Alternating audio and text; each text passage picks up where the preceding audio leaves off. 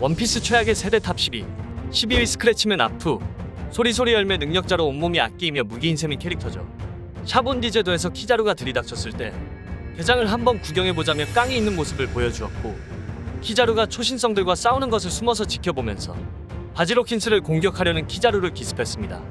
키자루는 반쪽아리로 갈라져 드러누웠지만 여유있게 빛의 속도로 차 스크래치맨 아프는 다운되었습니다.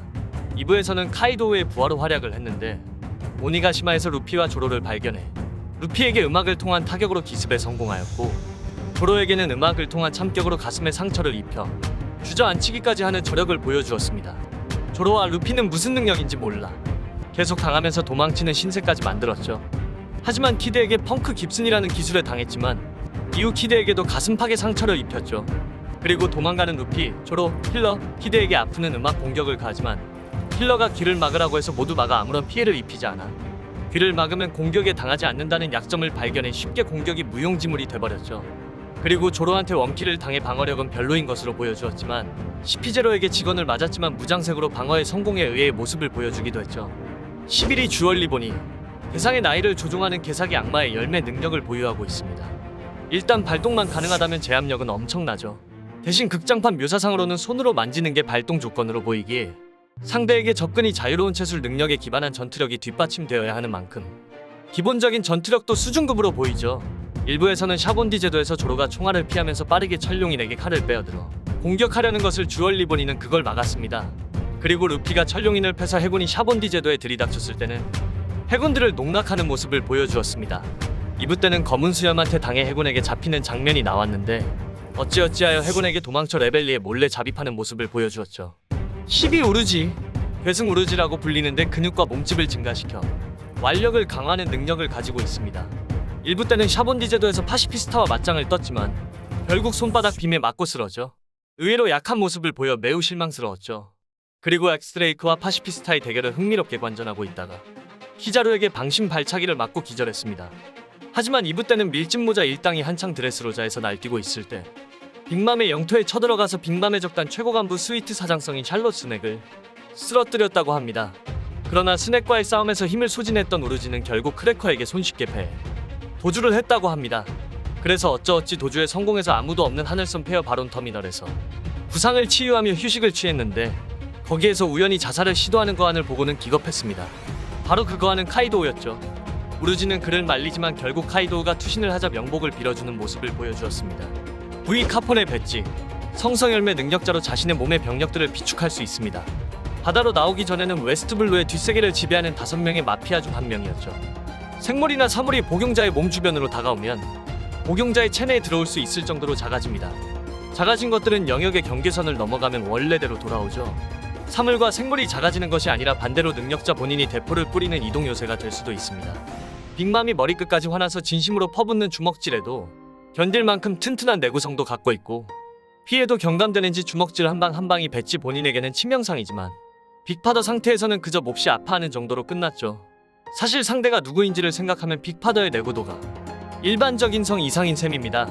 그러나 방어력에 한계가 있고 단순한 성이 아니라 배지 본인이라 감각이 링크되어 있기에 충격을 받으면 그 충격이 그대로 전해지죠. 만일 성이 완전히 파괴되면 배지가 죽는데 특이하게도 내부에 사람들이 있다면 공멸하지 않고 일제히 밖으로 배출됩니다. 하리 바지로킨스. 전투 중에 카드로 본점을 통해 우세를 파악하며 지능적으로 몰아붙이거나 도망칠 때 도망쳐야 하는 지혜를 갖고 있습니다. 그리고 로우를 상대로 해루석을 사용해 그의 움직임을 봉쇄하는 등 전략을 보여주었죠. 일부에서는 키자루에게 무호흡기를 받았지만 그래도 살아있는 모습을 보여주었는데 자신이 당한 신체 부위의 피해를 하인의 같은 부위로 떠넘기는 사기 능력을 갖고 있어 살았던 거죠. 2부 때는 킬러와의 대결에서 키드를 약점을 잡아 매우 악랄한 전략을 보여주어 이것마저 실력으로 평가되었는데 하지만 키드에게 왼팔을 잘리며 그냥 비참하게 죽어 아쉬운 모습을 보여주었죠. 7위 엑스드레이크. 1부 때는 그토록 강하던 파시피스타를 날리는 모습을 보여주었고 그리고 우르지와 킬러의 공격을 각각 한 팔만으로 거뜬히 막아낼 정도로 비범한 완력을 소유하고 있으며 키자루의 빛의 속도 발차기를 맞아도 살아있는 모습을 보여주었죠.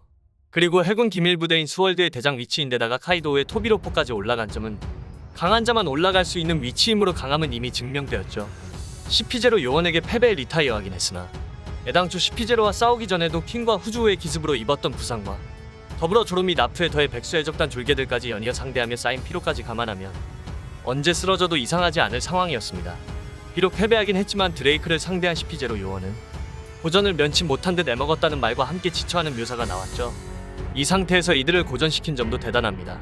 유기킬러 조로와의 대결에서 물론 조로가 방심해서 공격을 한 방 먹였지만 도깨비 참수 한 방에 그냥 맥없이 쓰러진 킬러는 카이도우와 전투에서 내부에서부터 배는 놀라운 기술을 선보였고 마지막 바지로킨스와 대결에서 매우 전략적인 공격을 퍼부어 바지로킨스의 팔을 자르고 능력을 무력화시키면서 승리로 이끌었죠. 이걸로 보아 전투에서의 기지와 순발력도 꽤 준수한 편이라고 볼 수 있죠. 5위 조로는 이번 와노쿠니 편에서 매우 많이 성장을 했습니다. 흑도 슈즈이를 잃은 대신 지옥의 왕 엠마라는 검을 얻으면서 더욱 강화되는 모습을 보여주었습니다. 방어력 최강인 카이도우와 대결에서 두 번의 상처를 입히게 했는데 처음에는 루피가 카이도우에게 먹혀 자신의 회오리로 카이도우에게 상처를 입히게 했으며 카이도우와 빅맘의 필살기를 맞았는데도 불구하고 카이도우에게 아수라 기술로 상처를 남겨 독자들은 환호했습니다. 그리고 3제의 킹과의 대결에서 자신이 패왕색을 둘러 옛날 과거의 신 루나리아족을 그냥 다운시켰죠. 레일리와 비슷한 행보를 걷고 있으며 나중에 새최검이 되는 만큼 무척 강해진 모습을 보여주었습니다. 4위 로우 50억짜리 수술수술 열매 능력자 로우는 과거 중장 스모커를 그냥 양악하듯이 무력화를 시켰고 카이도우와 결전에서는 인젝샷으로 각혈을 토하게 하는가 반면 방망이에 맞을 때도 방어 능력을 사용해 흘리는 모습을 보여주었습니다. 빅맘과의 대결에서는 각성 능력을 사용하여 쇼크빌레나 사일런트로 상대를 교란시키면서 공격을 하는데 성공했으며 유스타스 키드와 합작으로 사왕 하나를 상대로 승리하며 신세계에서도 손꼽히는 강자로 거듭났죠. 3위 유스타스 키드도 3선장 중 한 명이며 과거 초신성 중에서는 현상금이 가장 높았고 엑스맨의 매그니토와 비교되며 팬들의 기대를 모으곤 했죠.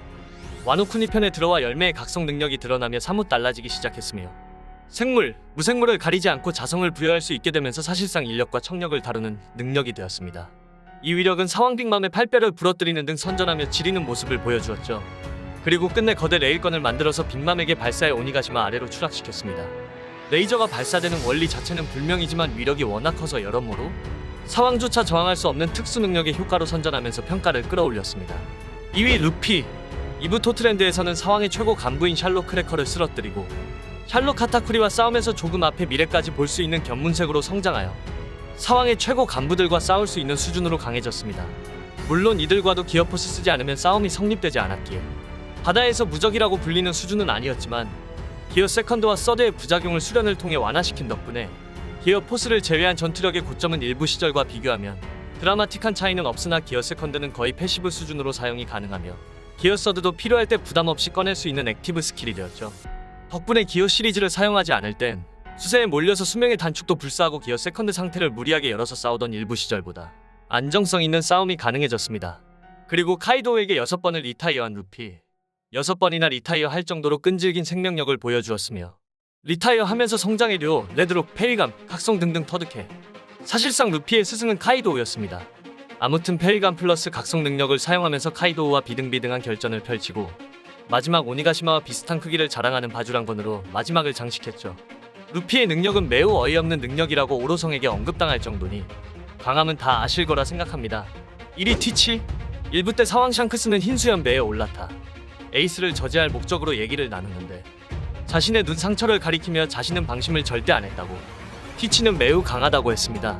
그때 생각해보면 페이감 최강자이며 비능력자임에도 불구하고 쥬라큘 미호크조차 이루지 못한 성과를 이루어냈으며 샹크스에게 상처를 입힌 거 보면 장난 아니게 강한 것으로 보이죠. 현재는 흔들흔들 열매와 자연계 최강 어둠 열매 능력자로 사왕 자리에 올라 능력자 사냥에 힘을 쏟고 있습니다. 나중에 록스 디지백처럼 루피와 대결 구도로 성사되므로 현재 루피보다 강하다는 것은 다들 아실 거라 생각이 듭니다. 마지막으로 구독과 좋아요 부탁드립니다. 감사합니다.